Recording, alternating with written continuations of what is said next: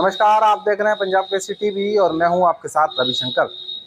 देश में लोकसभा चुनाव का आगाज हो चुका है और लोकसभा की तैयारियों को लेकर जहां भारतीय जनता पार्टी अपना पुरजोर लगा रही है, तो वहीं एनडीए गठबंधन भी अपनी हर संभव कोशिश कर रहा है कि इस चुनाव को जीतने के लिए वह भरपूर कोशिश कर सके और उत्तर प्रदेश में 80 में 80 सीटें जीतने का जो समाजवादी अपना प्रयास कर रही है, उसको लेकर अब हम रामपुर के नगर पंचायत मसवासी में पहुंचे हैं और यहां आम लोगों से जानना चाहते हैं कि चुनाव को लेकर जहां भारतीय जनता पार्टी ने घनश्याम सिंह लोधी को एक बार फिर मैदान में उतारा है और रामपुर में समाजवादी पार्टी की जो एक गढ़ है उसको तोड़ने का प्रयास किया है, तो ऐसे में अब रामपुर में घनश्याम सिंह लोधी जो अपने विकास है उसको गिना पाएंगे या फिर घनश्याम सिंह लोधी के चेहरे को लोग एक बार फिर जिताने का प्रयास करेंगे।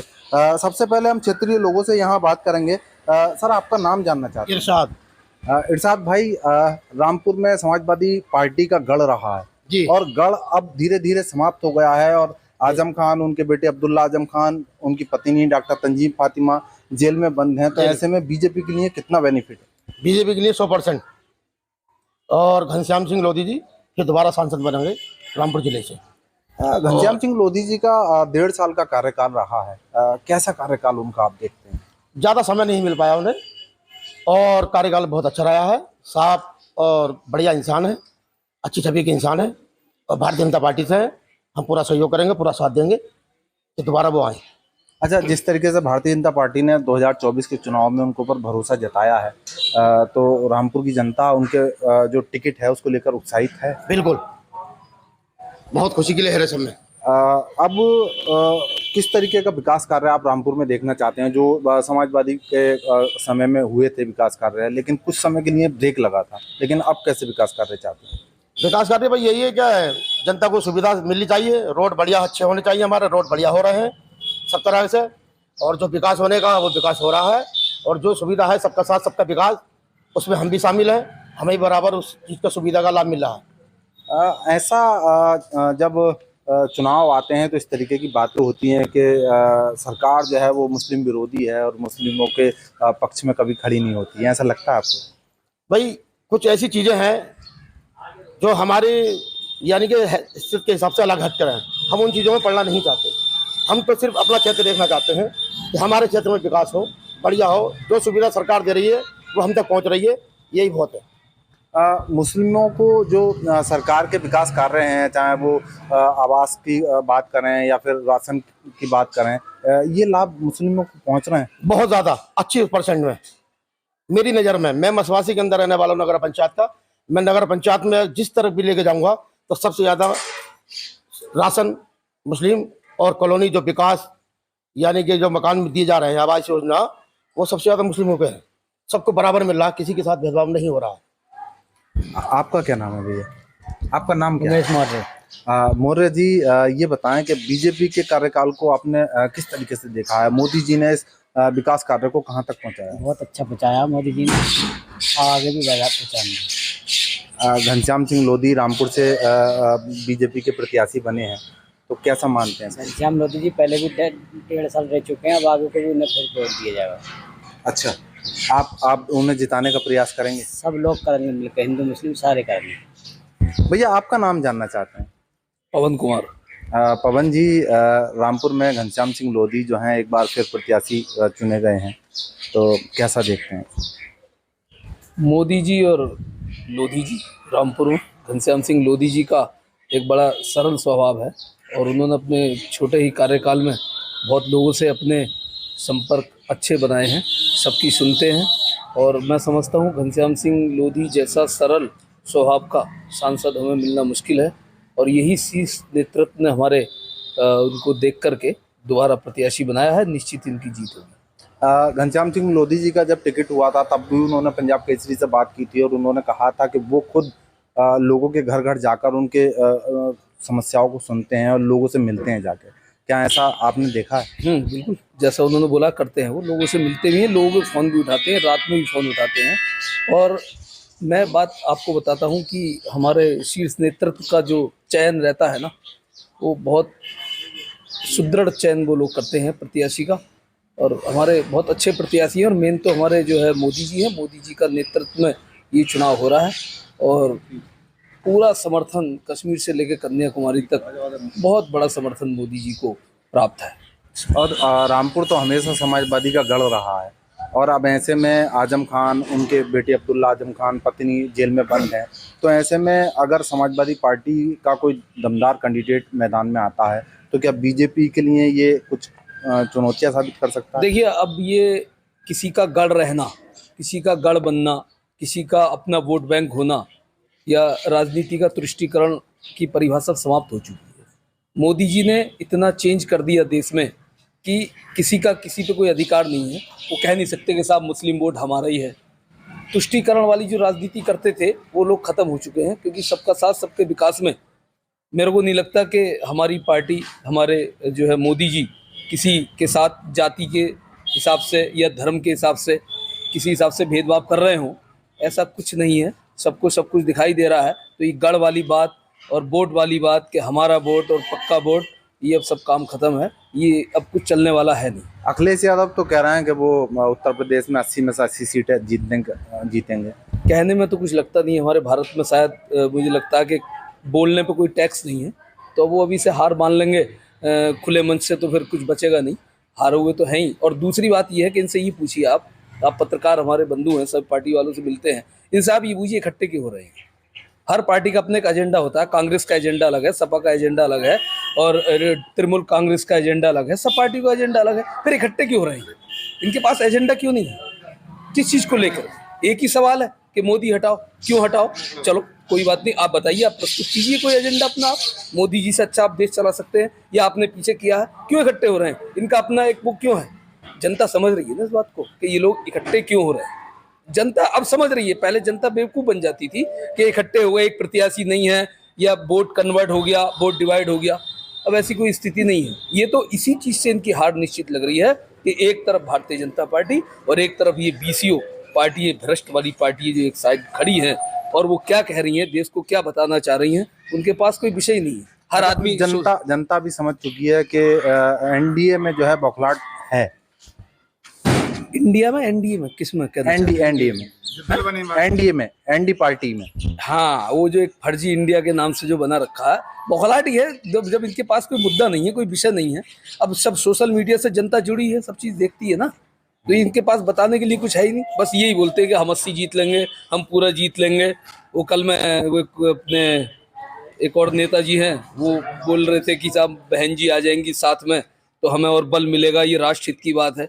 मुझे ये बताइए, जितनी पार्टियां भी हैं, कौन सी राष्ट्रहित की बात करती है? आज तक कौन सी पार्टी के नेता ने अपना बयान दिया है उग्रवाद पर? किसी ने, किसी देश में कुछ भी गलत होता हो, जो उग्रवादियों ने गलत करा हो, आतंकियों ने कुछ गलत करा हो, इनकी तरफ से आपने कोई स्टेटमेंट सुना है? कोई बुराई करते हैं? ये केवल आतंकवादियों का या वो करने के लिए, एक जाति धर्म के लोगों को खुश करने के लिए। अब वो लोग भी समझ चुके हैं कि ये केवल हमारा तुष्टीकरण करते हैं और हमारा इस्तेमाल करते हैं। मोदी जी और योगी जी की सरकार में ना हमारे प्रदेश में कोई दंगा हुआ, ना किसी के साथ कोई भेदभाव हुआ, और ना किसी को कोई नुकसान पहुंचा। अब ये डर बनाते रहते हैं, इस तरीके की इनकी बातें रहती हैं, लोगों को बरगलाने का ही इनके पास काम बचा है। वो इस बार 24 में इनको पता लग जाएगा, ये इस लायक भी नहीं रहेंगे 24 के बाद। सर, आपका नाम जानना सर? राजीव कुमार। राजीव जी, इस बार चुनाव को कैसा देखते हैं? क्योंकि विपक्ष तो कह रहे हैं कि एनडी गठबंधन जो है मजबूत हो रहा है, और अखिलेश यादव कहते हैं कि उत्तर प्रदेश में 80 में से 80 सीटें वो जीतेंगे। कैसा देखते हैं इस चुनाव को? आपके 80 में से एक भी नहीं मिलेगी ना सीट। आपके एक भी नहीं मिलेगी? एक भी नहीं मिलेगी, 0 पे ही रहेंगे आपके। मतलब अखिलेश यादव इस बात का लोगों को विश्वास दिला रहे हैं कि वो 80 में से 80 जीतेंगे। आप कह रहे हैं कि वो एक भी नहीं जीत पाएंगे। ऐसा है ना, काम दिखता है। आज देखो, पहले देखते थे यहाँ पे सड़क नहीं पड़ती, अब दोबारा सड़क पड़ गई यहाँ पे। अच्छा, रामपुर जीत पाएंगे या नहीं? रामपुर नहीं जीत पाएंगे। और घनश्याम सिंह लोधी? घनश्याम सिंह लोधी जीतेंगे, पक्का जीतेंगे। घनश्याम सिंह लोधी के ऐसे कौन से कार्य हैं जो आपको बहुत ज़्यादा अच्छे लगे? कार्य सब बढ़िया हैं इनके, बहुत बढ़िया कार्य है। अभी तो 1.5 साल मिला है, पूरे 5 साल मिलेंगे तब देखना कार्य। तो मतलब कुल मिलाकर ये है कि रामपुर में जो 1.5 साल में घनश्याम सिंह लोधी जी ने विकास कार्य किए हैं, वो कहीं ना कहीं जनता के दिल को छुए हैं। बिल्कुल छुए हैं, और आगे को भी छूते रहेंगे। अब के 400 पार जाएंगे। अच्छा, आगे 2024 के चुनाव में अगर घनश्याम सिंह लोधी जी चुनाव जीतते हैं तो किस तरीके के विकास कार्य आपको चाहते हैं? क्या रोजगार के मुद्दे होंगे, शिक्षा के मुद्दे होंगे, या सुरक्षा या बेटियों की सुरक्षा को लेकर मुद्दे होंगे? बेटियों की सुरक्षा भी होगी और तुम्हारे की रोडें ही बनेंगी और अस्पताल बनेंगे, बहुत सुविधाएं होंगी। आपका क्या नाम है? मेरा नाम कपिल गुप्ता है। गुप्ता जी, इस बार चुनाव में कैसी तकरार देखने मिल सकती है? तकरार तो देखो कहीं नहीं है। भाजपा जो है पूर्ण बहुमत से तिबारा तीसरी बार चुनाव जीतने जा रही है। मैं चूंकि व्यापारी वर्ग से हूँ, जो व्यापारी वर्ग के लिए उन्होंने काम किया है, मान जैसे पेंशन का है, 3,000 रुपये पेंशन है और 10 लाख रुपए बीमा है व्यापारियों का। इसमें भी और सुधार की गुंजाइश है। ये मेरी मांग और है कि 3,000 की जो पेंशन है वो भी कम है। हमारी मांग है व्यापार मंडल की ओर से भी है तो कम से कम 25,000 रुपये की ये पेंशन होनी चाहिए। और ये जो बीमा है 10 लाख रुपए से, ये कम से कम 25 लाख रुपए का ये बीमा होना चाहिए।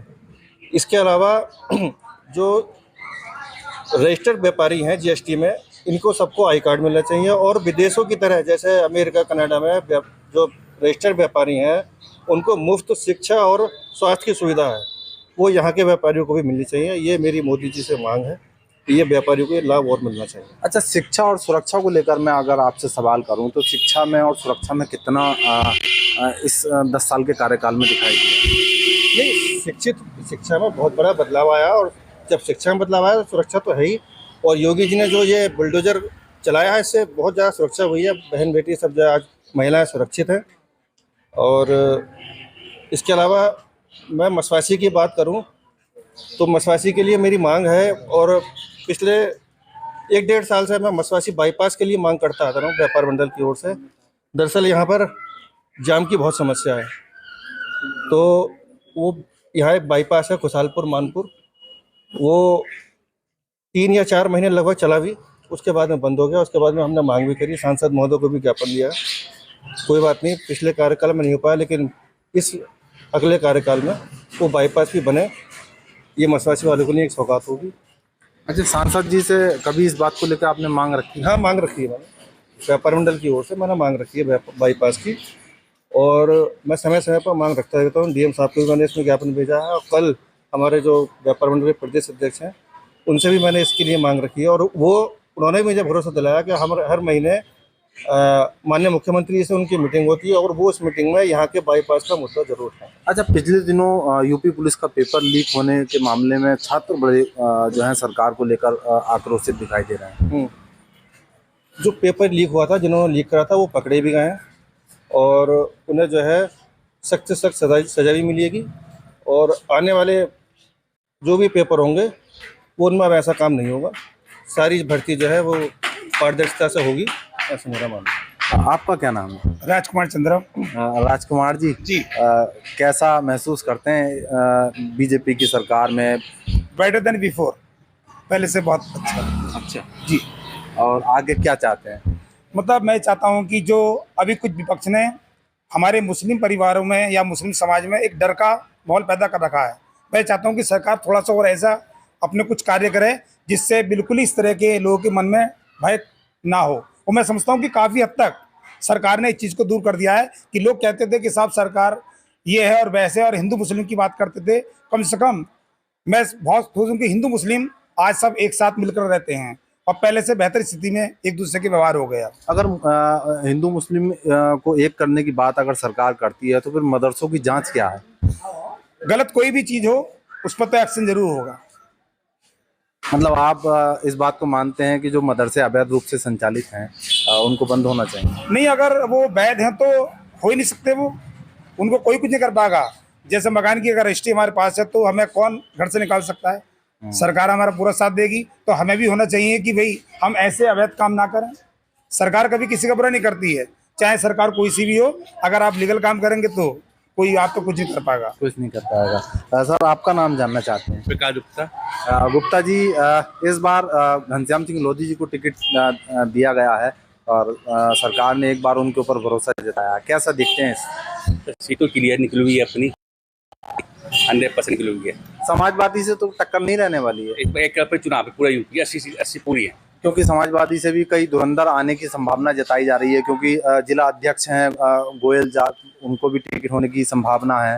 और भी कई ऐसे प्रत्याशी हैं, अनुराधा चौहान हैं, उनको भी कोई कच्चा नहीं है आज से मैंने सब क्लियर चीज है, मतलब ये देखना है कि कॉन्फिडेंस 100% है। अच्छा विकास कार्य को कैसा देखते हैं? तो विकास है, थोड़ा बहुत विकास अभी होना है, 5 साल अब दोबारा आएंगे। ये यहाँ बस स्टैंड, रोड पे बस स्टैंड नहीं है, यहाँ कनेक्टिविटी नहीं है, वो चीज़ सही होना चाह रही है यहाँ पर। यहाँ से व्यापारी रेलवे लाइन का बड़ा मुद्दा रहा है इस क्षेत्र में। रोड बने पे यहाँ पे, यहाँ जो व्यापारी हैं यहाँ से ना काशीपुर जा सकते हैं, ना रामपुर जा सकते हैं, कोई कनेक्टिविटी नहीं है, कोई बस स्टैंड नहीं है यहाँ पे, तो आप भी परेशान है। तो मेन मुद्दा यहाँ नगरवासियों को बस स्टैंड था, दूसरे नंबर पे रेलवे स्टेशन था। बिल्कुल देखिए, रामपुर की जनता जिस तरीके से अपने बातों को रखती है और रामपुर में जिस तरीके से विकास कार्य घनश्याम सिंह लोधी जी द्वारा 1.5 साल में कराए गए हैं, उन विकास कार्यों को और भी बढ़ावा देने का प्रयास करें। इसके लिए उन्हें लगातार जीत के कगार पर खड़ा करने का प्रयास करेगी और जिस तरीके से समाजवादी का गढ़ है उसे ढहाने का काम जो है, समाजवादी किले को गिराने का काम जो है बीजेपी की ओर से किया गया है। तो ऐसे में अब 2024 का चुनाव समाजवादी के गढ़ में भारतीय जनता पार्टी के लिए कितनी कठिनाई भरा होगा और किस तरीके से यहाँ एक बार फिर घनश्याम सिंह लोधी विजयी साबित होंगे, यह आने वाला समय बताएगा। लेकिन घनश्याम सिंह लोधी को यहाँ की जनता अब टिकट होने पर काफ़ी उत्साहित भी देख रही है। कैमरामैन राहुल मौर्य के साथ रविशंकर, पंजाब केसरी टीवी, रामपुर। हमसे जुड़े रहने के लिए हमारे YouTube चैनल को सब्सक्राइब करें और नई वीडियो की नोटिफिकेशन के लिए बेल आइकॉन को दबाएं। अगर आप ये वीडियो Facebook पर देख रहे हैं तो लाइक जरूर करें और ज्यादा से ज्यादा शेयर करें। धन्यवाद।